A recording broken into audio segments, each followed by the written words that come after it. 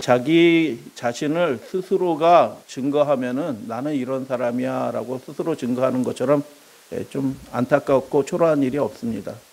자기 자신을 인정해주고 증거해줄 사람이 옆에 있다고 하면 참 복된 일이라고 생각이 들어요. 근데 예수님께서 어떤 분이신지, 그분이 사역을 하시기 전에 성령 충만한 침례 요한이 예수 그리스도께서 어떤 분이신지 증거하였죠. 그런데 오늘의 말씀은 사람이 증거한 것이 아니라 하나님과 성령이 직접 예수 그리스도께서 어떤 분인지 증거하시는 장면의 말씀을 함께 나누도록 하겠습니다. 그때 예수님께서 침례 받으실 때 하늘이 열리고 성령이 임하였는데, 우리가 이제 이 말씀을 적용하면서 우리에게도 하늘이 열리고 성령이 임하게 될 터인데, 그런 영적인 경험을 하기 위해서 우리는 어떠한 사람이 되어야 되는지 누가복음의 본문을 통해서 함께 살펴보겠습니다. 3장의 지난주의 단락이죠. 요한이 증거하는데, 그분은 성령과 불로 너희에게 침례를 베푸실 것이다. 성령으로 침례를 베푸신다는 거 살펴봤고, 불로 너희에게 침례를 베푸실 것이라는 의미도 살펴봤습니다. 그분은 손에 키를 들고 자기의 타작마장을 깨끗하게 하실 분이시다. 어떻게 깨끗하게 하시냐? 알곡은 곳간에, 그리고 쭉저기는 꺼지지 않는 불에 던져넣어서 태우게 하시리라. 종말적인 예수 그리스도께서 하실 그 일들에 대해서도 함께 이렇게 합쳐서 증거하였던 모습을 지난주에 살펴봤는데, 그러면 하나님과 요한이라는 하나님의 사람은 그렇게 증거하였는데, 하나님과 성령께서는 그리스도에 관해서 어떻게 증거하셨는가? 누가복음 3장 21, 22절 두 절의 말씀을 통해서 살펴보겠는데요. 요한복음의 말씀에 이런 말씀이 있어요. 예수님 자신이 자기에 관하여 이렇게 말씀하신 거예요. 5장 36절, 내게는 요한의 증거보다 더 큰 증거가 있다라고 예수님이 말씀하셨어요. 요한이 증거하였는데 온 유대에 저분이 그리스도이신가라고 사람들이 생각할 만큼 커다란 영적인 충격을 준 선지자 요한의 그 증거보다 더 큰 증거, 비교급이죠. 비교급. 아람어의 비교급은 베타적인 의미, 전적으로 질적으로 완전히 다른 의미. 그래서 요한이 사람이 증거한 것보다 완전히 다른 그런 증거가 주어질 것이다, 주어졌다라고 말씀하시면서 그것이 무엇이냐? 두 가지를 말씀하셔요. 아버지께서 내게 주사 이루게 하신 역사, 곧 내가 하는 그 역사가 아버지께서 나를 보내신 것을 나를 위하여 증거하신다라고 그렇게 말씀을 하셨어요. 37절, 그리고 두 번째, 나를 보내신 아버지께서 친히 나를 위하여 증거하셨느니라. 그 증거가 무엇이냐? 성경이다라고 그렇게 말씀해요. 그래서 두 가지 것을 말씀하셨어요. 이 역사들이 내 힘으로 하는 역사가 아니고 하나님께서 나를 증거하기 위해서 이런 놀라운 표적과 역사들이 일어나고 있다라고 말씀하신 것이고, 두 번째, 하나님이 친히 증거하셨는데 그 증거는 성경이다라고 말씀하셨는데, 오늘 본문의 말씀은 하나님께서 직접 말씀하시는 장면이에요. 예수님께서 침례를 받으셨는데 왜 예수님께서 침례를 받으셨어요? 질문 드려요. 예수님께서 요한에게 침례를 받았죠. 요한이 베푼 침례는 회개하는 침례예요. 회개의 침례를 전하였고 백성들이 와서 회개의 침례를 받았죠. 근데 그때 예수님도 침례를 받으셨다라고 얘기해요. 그러면 예수님이 죄가 있으셔서 침례를 받으셨는가? 라는 의문이 생기죠. 왜 예수님은 침례를 받으셔야만 했는가? 그리고 요한이 거부를 하잖아요. 마태복음에 보면 요한이 거부를 했는데 하라라고 말씀하시고, 그렇게 하여 모든 일을 이루는 것이 합당하다라고 강권하셔서 예수님이 그때 침례를 받으시고 공생애를 시작하시죠. 그런데 죄 없으신 분이 왜 침례를 받으실 필요가 있으셨을까요? 사람들이 한 6가지로 이렇게 정리를 합니다. 그러나 마태복음 3장에 보면 이 일은 모든 의를 이루는 것이다 라고 예수님 자신이 말씀하셨고, 왜 예수님이 침례를 받으셨냐면 그 행위가 의를 이루기 위하여 침례를 받으셨다라는 것입니다. 이게 굉장히 어려운 말이죠. 그럼 의가 뭐냐? 의를 이룬다는 건 또 뭐냐? 라는 생각이 들 수 있잖아요. 그 의를 이룬다는 것은 뭐냐면 하나님 나라와 관계가 돼 있어요. 하나님의 의잖아요. 하나님의 의를 이룬다라는 것은 그때 이미 예수님을 통하여 시작할 하나님의 나라와 관계가 되어 있고요. 그 예수 그리스도를 통하여 이루실 그 나라, 하나님 나라에 관한 예언이 다니엘서 9장 24절로 27절에 있어요. 성경에서 가장 중요한 예언이라고 말씀을 드렸고요. 그 예언을 알아야지 신약과 구약이 서로 연결되고 예수님이 어떤 분인지, 유대인에게는 어떤 일이 벌어질지, 앞으로는 어떤 일이 벌어질지 그 말씀을 이해해야지 그 역사적인 전망, 예언적인 전망을 갖게 되는 거죠. 그래서 다니엘서 9장 25절에 보면 기름 부음을 받은 자 곧 왕이 일어날 것이다 라고 예언된 그 말씀이 이루어지던 때가 바로 예수님이 침례를 받으시는 때예요. 기름 부음을 받은 자, 네 글자로 그리스도잖아요. 그리스도 왕이 일어나시기까지 62일에와 7일에가 지날 것이고 이렇게 해서 69일에가 찼을 때 마지막 70번째 일회가 시작할 때 예수님께서 그 그리스도로서 하나님의 나라, 하나님의 나라의 왕으로서 지도자로서 그분의 나라를 이루시는 그 사역을 이루실 것을 예언해 놓으셨어요. 그래서 이 예수님이 침례를 주라 베풀라라고 말씀하신 그 말씀의 그 맥락이 거의 600년 전에 500년 이상 전에 다니엘을 통하여 예언하신 그 예언을 이루는 사건이었다라는 것을 보게 됩니다. 그래서 기름 부음을 받은 자 왕이 일어나실 것이다 라는 그 다니엘의 예언이 이루어지는 때가 바로 예수님이 침례를 받을 때예요. 그래서 예수님이 침례 받는 사건은 그 다니엘서 9장의 예언의 성취자로서 기름 부음을 받은 것이다 라는 것입니다. 표상적인 사건. 그래서 침례를 받고 공생애를 시작하면서 그분의 나라가 시작이 된 거죠. 하나님의 나라가. 누가복음 12장 50절은 예수님께서 내가 받을 침례가 있다라고 말씀하셨고 내 심령이 답답하다라고 얘기합니다. 예수님이 받을 침례가 뭐예요? 십자가죠. 그래서 그 다니엘서 9장에 예언한 그 일의 절반의 제사와 예물을 금할 것이며 라고 하는 그 예언을 이루는 그 침례를 예수님께서 십자가를 통해서 또 받으시는 거죠. 그래서 예수님이 침례를 받으신다는 것은 무엇을 의미하냐면 그 하나님의 뜻을 온전히 이루기 위해서 자신을 하나님께 내어주는 사건이 침례받는 사건이에요. 자기 부정의 사건이죠. 자기 부정. 예수님에게 침례는 자기 부정의 사건인 것입니다. 공생애를 시작하면서 하나님께 자신을 내어드려요. 십자가를 통하여 의의 속죄의 제물로 자신을 하나님께 내어드렸어요. 그래서 예수께서 침례를 받으셨다라고 얘기할 때 그 침례는 죄인이 받는 침례하고는 성격이 완전히 다르죠. 하나님께 내어드리는 침례이고 하나님의 뜻을 이루기 위한 침례였다라는 것을 보게 됩니다. 그래서 예전에도 그런 사람들이 있었고 지금도 그런 사람이 있는데 자칭 그리스도라고 하는 사람들이 많이 있어요. 내가 인간으로 태어났지만 성령이 내게 임해서 내가 그리스도가 되었다라고 주장하는 사람들이 많이 있죠. 그 중에 대표적인 사람들이 여러 사람이 있는데 초기 교회도 그런 사람들이 있었어요. 내가 그리스도다라고 얘기해요. 하나님의 신이 내게 임해서 삼손 위에 하나님의 신이 임해서 그가 사사로서 놀라운 능력을 행하는 것처럼 내게 하나님의 신, 하나님의 영, 성령이 임해서 내가 그리스도가 되었다라고 그렇게 주장하는 양자주의. 원래는 육신이랑 똑같아요. 똑같은 사람으로 살다가 성령이 임해서 내가 그리스도다라고 주장하는 그런 사람들이 있었어요. 그런 분들이 많이 있어요. 여러분들이 있는데 오늘 말씀은 하나님이 그리스도에 관하여 증거하는 말씀이에요. 자기 스스로 내가 그리스도입니다라고 얘기하지 않아요. 예수님은 하나님이 증거하고 성경이 증거하고 성령이 증거하는 그 예수님의 모습에 대해서 살펴보는데 비교해보면 인생일 뿐인 사람이 그리스도가 될 수 있느냐? 그럴 수 없다라는 거죠. 예수께서 침례 받으실 때 성령이 임하여 그리스도가 되셨다. 이거 완전한 이단이죠. 그런 이단이 2000년간 있었던 것입니다. 2000년간. 지금도 있었어요. 예수 그리스도와 죄인이 결정적으로 다른 점이 있습니다. 무엇이 다를까요? 거듭난 그리스도인, 우리가 침례를 받고 거듭난 그리스도인 하나님의 자녀로 입양되고 하나님의 자녀가 되잖아요.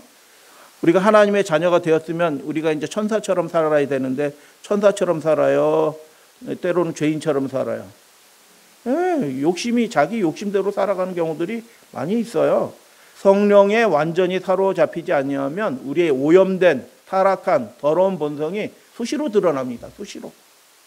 그렇기 때문에 예수님의 침례 받으셨을 때 상황과 우리가 침례를 받고 성령이 내주하시는 그 상황과 예수님과 똑같다라고 주장하시는 분들이 계시는데 똑같지 않아요.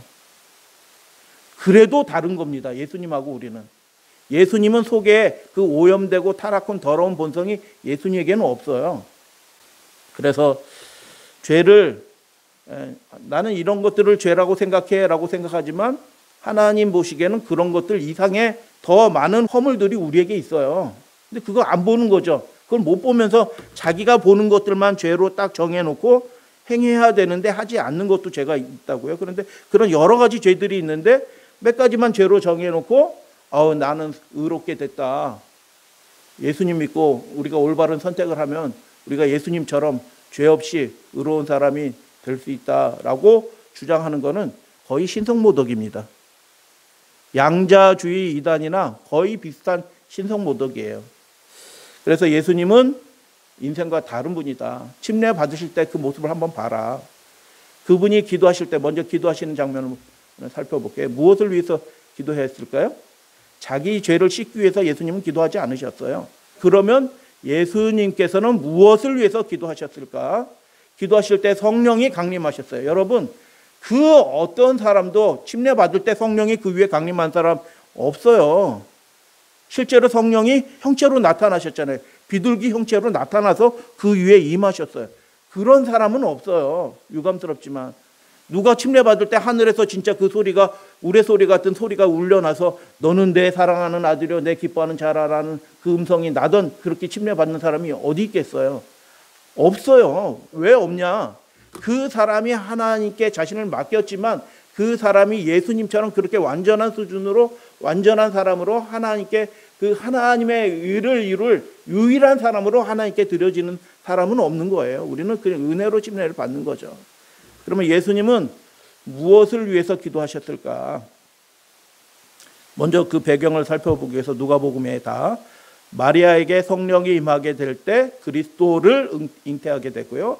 사가랴가 성령 충만함을 입어서 아기를 주셔서 감사합니다라고 얘기하지 않고 뭐라고 얘기해요? 그리스도를 예언해요. 성령 충만함을 받게 될 때 하나님 아기 주셔서 감사합니다. 우린 무자했는데 아기가 생겼네요. 감사합니다. 이런 말 한마디도 하지 않고 그리스도께서 아직 태어나지도 않은 그리스도께서 하실 일들에 대해서 예언하죠. 성령께서 무슨 일을 하시는지 살펴보자는 뜻이에요. 엘리사벳이 성령 충만함을 입어서 마리아가 그를 방문하였을 때 어떻게 해요? 뱃속에 잉태하였는데 어떻게 해요? 주라고 얘기해요. 주와 주의 모친이 나에게 오는도다라고 얘기해요. 그 안에 임신했다는 소식도 전한 것도 아닌데 들어오는데 어떻게 해요? 그리스도와 주의 모친이 내게 나아온다. 이 속에 있는 임신한 애가 누군지 성령으로 알게 되고 성령으로 이야기하게 되는 거예요. 신기한 거죠. 이렇게 펑퍼짐한 옷 입으면은 표시도 안 나요. 임신했는지도 잘 모르는데 그 아이가 남자일까요? 여자일까요? 알아맞히는 것도 몰라요. 그런데 어떻게 해요? 그 잉태한 아기가 그리스도라는 것을 하나님이시다라는 것을 성령으로 이렇게 이야기하는 거죠. 이게 놀라운 장면이야, 사실은. 그래서 여기 성경절 몇 구절을 살펴봤는데 성령께서 뭐 하시는 분이에요? 살펴보니까 성령께서 뭐 하시는 분이에요? 성령께서는 그리스도를 증거하시는 분이에요. 여러분, 성령은 어떤 한 사람을 증거하지 않아요. 저 사람 유명한 사람이 하고 그 사람을 증거하는 것이 아니라 성령께서는 예수 그리스도 오실 때까지 그리스도를 증거하시는 분이십니다. 믿으시면 아멘. 그러기 위해서 성령의 역사가 나타나는 사람은 그들의 삶이, 자신의 삶이 예수 그리스도를 증거하는 사람에게는 성령의 역사가 나타나게 되어 있습니다. 자기를 드러내려고 막 하는 사람에게는 성령의 역사가 나타나지 않아요. 자기 기술과 자기 재능과 자기 지식은 드러날지 몰라고 저분은 똑똑하신 분이에요. 훌륭하신 분이에요. 주변에 사람들이 얘기할지는 몰라도 성령께서 역사하는 사람은 되지 못해요. 그럼 어떠한 사람이 성령께서 역사하는 사람이 되냐? 그의 삶은 감춰지고 그의 삶을 통해서 입술을 통하여 행위를 통하여 누가 높임을 받으면 예수 그리스도께서 증거되는 삶을 살게 되면 성령이 그 사람을 도와주는 것입니다. 믿으시게 되길 바랍니다. 그래서 누가복음 1장의 몇 본문을 살펴보니까 성령께서는 철저히 누구를 증거하시는 분이에요? 그리스도를 증거하시는 분이에요. 그렇기 때문에 예수께서 침례를 받으실 때 새로운 시대가 열리는 거잖아요. 하나님의 나라가 예언된 그 나라가 시작이 되는데 성령이 보이지 않는 성령이 나타나셨어요. 어떻게 나타나요? 비둘기 모양으로 나타나시잖아요. 왜 비둘기 모양으로 나타나셔요? 이분이 하나님의 아들이시고 그리스도라는 것을 증거하기 위하여 성령께서 형체로 이렇게 나타나신 거죠. 그래서 성령은 오직 그리스도를 증거하기 위해서 나타나고 역사한다라는 것을 보게 됩니다. 그래서 예수님께서 침례를 받으시고 예언된 하나님의 나라를 시작하려 하실 때 성령께서 이분이 그리스도시다라고 성령이 증거하신 것입니다. 그리스도께서는 비록 사람에게 침례를 받으셨지만 그는 하나님께서 자신을 위해서 작정하신 예언된 그때가 시작되었다는 것을 알고 계셨어요. 이미 알고 계셨다. 지금이 그때다라는 것을 알고 침례 받으시러 나오신 것입니다. 그리고 그 자신에게 맡겨진 그 하나님의 나라의 일들과 십자가의 일들과 복음이 온 땅에 펼쳐지는 그 일들을 위하여 예수님이 무엇을 위해서 기도하셨는지는 나와 있지 않아요, 성경에. 그러나 분명히 다니엘서 9장의 예언의 말씀 그것을 보게 될 때 예수님이 그것을 위해서 기도하셨을 것을 우리가 보게 됩니다. 분명한 것은 예수님께서 침례를 받으실 때 그때가 다니엘을 통해서 예언하신 70번째 일에 9장 25절 70번째 일회가 시작되는 때라는 것을 예수님은 알고 계셨어요. 여러분 이 세상 많은 교회들이 세대주의에 오염돼서 70번째 일회가 먼 미래에 있고 그 3년반 3년반 환란이 일어나면서 적그리스도가 일어나는 거로 엉뚱하게 70번째 일회 예언을 그렇게 가르치고 있거든요. 그런데 예수님은 어떻게 하셨어요?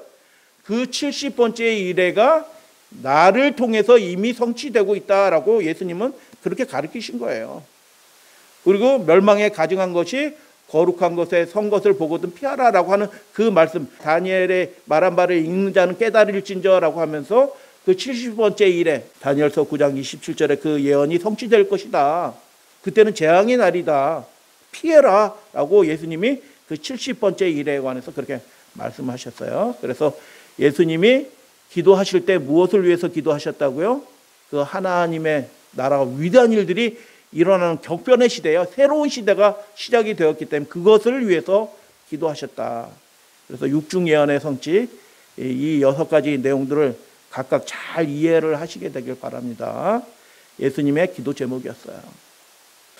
예수께서 그리스도로서 아버지의 뜻을 이루기 위해 기도하실 때 하나님께서는 성령께서는 그렇게 비둘기 모양으로 그 위에 임하셨는데 하나님께서는 어떻게 그분을 증거하셨는가? 그리고 요한의 증거와는 어떻게 다를까 살펴보겠습니다. 성령이 비둘기 같은 형체로 그 위에 강림하시더니 하늘로부터 소리가 났다라고 얘기합니다. 하늘로부터 소리가 나서 뭐라고 하는 소리가 났냐 하면 너는 내 사랑하는 아들이라 내가 너를 기뻐하노라라는 음성이 들려왔습니다. 누구의 음성이에요? 하나님 아버지밖에 없죠. 그래서 요한은 그분이 나는 물로 침례를 주거니와 그분은 불과 성령으로 침례를 줄 것이다 라고 얘기하고 타작마당을 정하게 하실 것이다 라고 그분이 하실 일들에 관해서 증거하였지만 하나님은 무엇을 증거하셨어요? 이 사람이 어떤 존재인지를 증거하신 것입니다. 뭐라고 증거했어요? 너는 내 사랑하는 아들이라 라고 그렇게 증거하였습니다. 이게 무슨 뜻이에요? 그냥 하나님 내가 너 사랑한다라는 것을 표현하는 말인가요? 저는 그렇게 이해했어요. 예전 성경 읽을 때 하나님의 아들 사랑하시는구나 그렇게만 이해가 되는데 그런 뜻이 아니죠. 그런 뜻이 아닙니다. 그래서 구약 성경에서 관계를 나타내는 말이에요. 이 말은 내가 너를 사랑한다라는 말은 그분과 하나님과 그리스도와의 관계를 나타내는 말인데 구약 성경의 말 두 구절 살펴보겠습니다. 이사야 45장에 하나님이여 주의 보좌는 영원하며 주의 나라의 규는 공평한 규니이다. 왕은 정의를 사랑하고 악을 미워하시니 그러므로 하나님 곧 왕의 하나님이 즐거움의 기름을 왕에게 부어. 그 왕이 누구예요? 아도나이, 예수 그리스도의 주님의 표상이에요.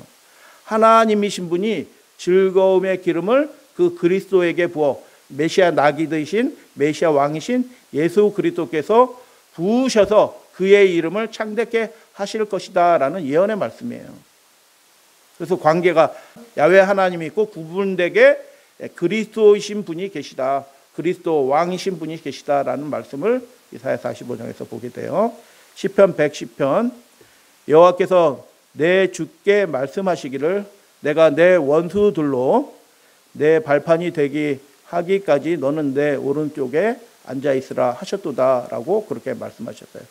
오른쪽에 앉아있으라라는 아버지의 음성이 그렇게 그리스도에게 하신 음성처럼 예언이 되어 있죠. 그래서 하나님의 아들이신 그리스도께서 하실 일들이 뭐냐? 정의를 사랑하시는 분이시다. 그분은 악을 미워하시는 분이시다. 그리고 어떻게 해요? 원수들을 굴복시키실 분이시다라는 것을 이사야와 시편, 다른 데도 많이 예언이 되어 있죠. 이사야 시편의 말씀을 통해서 그분이 하나님과 어떤 관계에 있는지 나타내는 말씀들입니다. 그래서 내 사랑한 아들이라는 말씀과 관련해서 히브리서 1장에 보면 이런 말씀이 있죠. 하나님께서 어느 때 천사 중 누구에게 너는 내 아들이라 오늘 내가 너를 낳았다 하셨으며 또 다시 나는 너에게 그의 아버지가 되고 그는 내 아들이 되리라 하셨느냐. 이게 무슨 뜻이에요? 아무리 천사라도 너는 내가 사랑하는 아들이다 라고 얘기한 천사가 아무도 없다. 오직 그리스도만 그분의 아들로, 사랑하는 아들로 그분과 아버지의 관계가 그렇게 되어 있다라고 바울은 그렇게 이야기하죠. 그래서 이게 사랑하는 아들이라는 얘기는 하나님이 그리스도를 사랑하신다라는 그런 뜻이 아니고요. 무슨 뜻이에요? 그러면 그분이 하나님이란 뜻이고요. 하나님과 뗄 수 없는 아주 밀접한 관계에 있는 분이다라는 것입니다. 어떤 사람이 성령 받았다고 그리스도 행세를처럼 이렇게 하는 사람이 있을지라도 그 사람은 그리스도가 아니에요.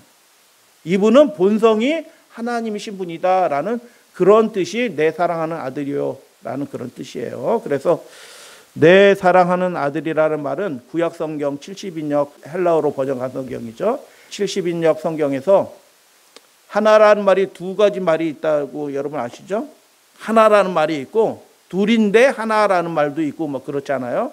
그런데 70인역에서는 야히드, 유일하다라는 의미의 번역으로 내 사랑하는 아들이라는 말을 번역했어요. 그러니까 이게 내 사랑하는 아들이라는 말은 무슨 뜻이냐면 이 사람은 유일한 아들이다라는 얘기예요. 유일한 독생자 예수 그리스도라는 그런 의미예요. 그래서 하늘에서 음성이 나서 들렸는데 너는 내 사랑하는 아들이라고 얘기할 때 그것은 뭐냐면 이 사람은 하나님이신 분이시다라고 증거하는 하늘의 음성이 있었다라는 것입니다. 그래서 따라서 내 사랑하는 아들이라는 말은 예수님만이 하나님의 유일하고 독특하며 특별한 아들 그리스도라는 의미입니다.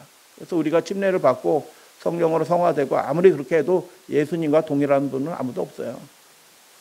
동일해질 수도 없고 동일할 수도 없고 완전히 다르신 분이다. 그분은 하나님이신 분이다. 그 본성 자체가 거룩하신 분이시다. 라는 것을 증거하는 독생자 예수 그리스도, 하나님의 독생자라는 뜻이 내 사랑하는 아들이다라는 그런 뜻입니다. 유일하신 분이시다라는 그런 의미로 하나님께서 예수 그리스도를 증거하셨습니다. 그래서 정리하면 너는 내 사랑하는 아들이라는 하나님의 증거는 오직 예수 그리스도를 통해서만이 죄인이 속죄함을 받고 구원함을 받을 수 있다는 하나님의 선포입니다. 침례를 받으실 때 하늘로부터 들려온 그 음성은 오직 예수 그리스도께서만 우리의 죄를 속하실 수 있고 구원하실 수 있다라는 그 하나님의 아들만이 그 일을 하실 수 있다는 그 하나님의 증거다라는 말씀이에요. 따라서 당연히 교회의 지도자, 교황이나 여타 교단의 목사들의 말이 아니라 우리는 누구의 말을 따라야 되는가? 하나님의 아들이신 분 예수 그리스도께서 하신 말씀만이 우리에게 길이요 진리요 생명이다라는 것을 여러분 믿으시고, 하나님의 말씀을 그렇게, 예수님의 말씀을 그렇게 열심으로 받으시는 여러분들 되시기를 바랍니다. 그러면 어떤 사람이 하나님의 사랑을 받고 기쁨이 되는 아들로 불리게 되는가? 예수님이 하나님의 사랑하는 아들이셨고 내가 기뻐하는 자라라고 말씀하셨는데, 우리도 침례를 받잖아요. 그래서 어떤 사람이 되면 우리도 하나님의 아들로서, 자녀로서 사랑받는 사람이 되어, 첫 번째 우리도 정의를 사랑하고 악을 미워하게 되면 그런 사람이 되는 것입니다. 원수를 패퇴시키기 위하여, 원수를 정복하기 위하여 우리도 자기 십자가를 지라라고 예수님이 그렇게 말씀하셔요. 여러분, 우리가 자기 십자가를 지게 될 때 하나님 보시기에 우리가 사랑하는 자녀로 인정을 받는 거예요. 자기 십자가를 진다는 얘기는 뭐예요? 자기 부인의 증거잖아요. 내가 내 삶을 위해서 살아가지 않고 하나님의 뜻을 이루기 위해서 살아갑니다라는 것이 무엇이에요? 상징적으로 자기 십자가를 진다는 거예요. 자기 십자가를 진다는 거. 그래서 우리가 하나님의 자녀로서 하나님의 특별한 사랑을 받게 될 때 어떤 사람이 되게 되느냐? 하나님의 의를 이루기 위하여 자신을 내어드리는, 자기를 부정하는 그런 사람이 됩니다. 예수님이 그렇게 사신 것이죠. 교과 책에도 나오는 그 레드라는 사람이 있어요. 유명한 신약신학자인데 그분의 그 글을 읽어드릴 마음이 있어요. 아무든지 나를 따라오려거든 자기를 부인하고 자기 십자가를 지고 나를 쫓을 것이니라. 근데 많은 사람들이 자기 십자가를 지라고 할 때 굉장히 금욕적인 거 많이 생각한다. 절제하는 거 생각한다. 그런 거 아니다라는 것이죠.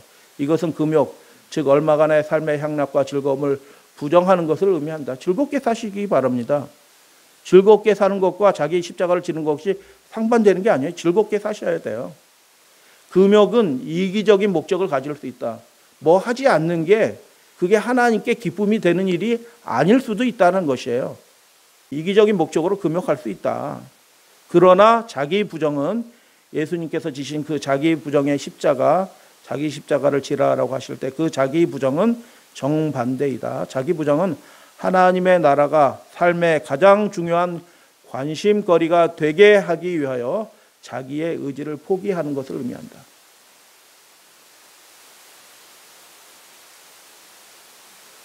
이렇게 되면 우리에게도 하나님의 음성이 들리게 될 것입니다. 예수님이 이러셨거든요. 그분은 완전히 그렇게 되셨지만 우리는 그것을 훈련하고 연습하면서 살아가고 있잖아요.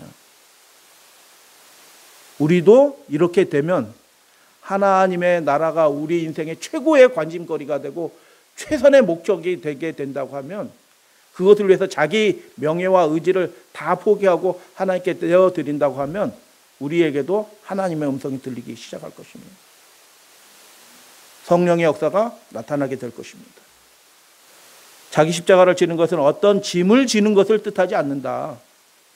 십자가는 짐이 아니라 죽이는 도구이다. 자기가 죽는 거예요.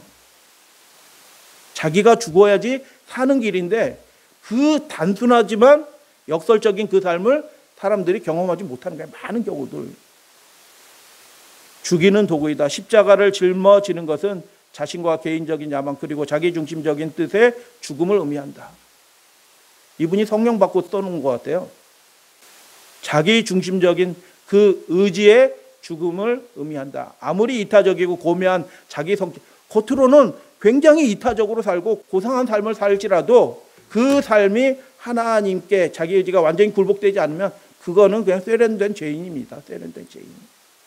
그래서 우리는 그런 것 대신에 자기가 드러나고 저분 훌륭한 분이야. 이거는 우리의 삶의 목표가 아니다. 우리는 그 대신에 하나님의 통치만을 소원해야 한다. 그렇게 되시게 되길 바랍니다. 그것을 위해서 기도합니다. 저도. 교회가 성령의 역사가 나타나는 교회는 그 성도들이 자기 부정의 삶을 걸어가게 될 때 교회에 성령의 역사가 나타나요. 기도하면 병자가 낫죠. 보지도 못한 새신자들이 스스로 오죠. 그런 역사가 일어나죠. 어떤 사람에게 일어나냐고요? 하나님께 자기 자신을 내어드리는, 자기 십자가를 지는 그 삶을 사는 사람들에게 예수님에게 증거가 둘이 있었다라고 얘기하잖아요. 요한복음에 말씀드렸듯이 그 하나님께서 역사하시는 그 역사를 통해서 증거하시는 것처럼 그 동일한 역사는 아닐지라도 이 사람과 성령이 함께 하신다는 증거들이 하나님의 역사를 통해서 드러나게 되는 거죠. 하나님을 위해 자기 자신을 내어드린다면, 자기 부정의 침례의 삶을 우리가 살게 된다면 우리 믿음의 가족들의 삶에서도 하늘이 열리게 되는 경험을 하게 될 것입니다. 그렇게 되시기를 축복합니다. 우리가 그러한 삶을 살기로 우리가 날마다 매일의 삶에 그렇게 자신을 내어드리면 우리의 삶에서도 하늘이 열리는 경험을 하게 될 것이에요. 우리는 육신은 아니잖아요. 그리스도인이잖아요. 그 예수님의 삶의 모습이, 영광이 우리의 삶 통해서 드러나게 될 때 하늘이 열리는 경험을 하게 되고 성령이 그리스도께 위에 강림하시는 것처럼 우리에게도 성령의 역사들이 일어나게 될 것을 여러분 믿으시게 되길 바랍니다. 하늘이 열리고 성령이 임하는 사람은 어떤 사람인가? 예수 그리스도와 합하여 우리가 침례를 받게 되면, 자기 부정의 삶을 살게 되면, 자기 십자가를 지게 되면 그 사람에게도 하늘이 열리고 성령이 임하는 그런 삶을 살게 될다. 내가 너를 기뻐하노라 라고 얘기할 때 어떠한 사람을 하나님께서 기뻐하시냐? 모든 사람을 다 사랑하시죠. 그러나 하나님이 기뻐하는 사람은 따로 있어요. 어떤 사람이에요? 자기를 내어드린, 종으로 내어드린 그 사람을 하나님께서 기뻐하신다. 내가 붙드는 나의 종, 내 마음에 기뻐하는 자, 곧 내가 택한 사람을, 그 사람을 보라. 예수 그리스도죠. 내가 나의 영을, 성령을 그에게 주었은즉 그가 이방에 정의를 베풀리라. 하나님을 모르는 사람들이 정의는 뭐예요? 혼내준다는 뜻이 아니죠. 그들도 하나님의 구원을 경험하게 하는 위대한 역사가 그를 통해서 일어나게 될 것이다 라는 것입니다. 하나님의 종이 되어주시고 그리스도의 종이 되어주시게 될 때 하나님의 성령의 역사가 우리에게도 나타나실 것을 여러분 믿으시게 되길 바라고, 내가 기뻐하는 자다라는 그 증거가 우리 믿음의 가족들에게 풍성하게 주어지게 되기를 주님의 이름으로 축복합니다. 성령이 그에게 주어질 것이다 라는 것입니다. 예수님에게 주어진 것처럼. 그리고 그 사람이, 성령이 임하게 될 때 그 사람이 다른 사람의 복이 돼요.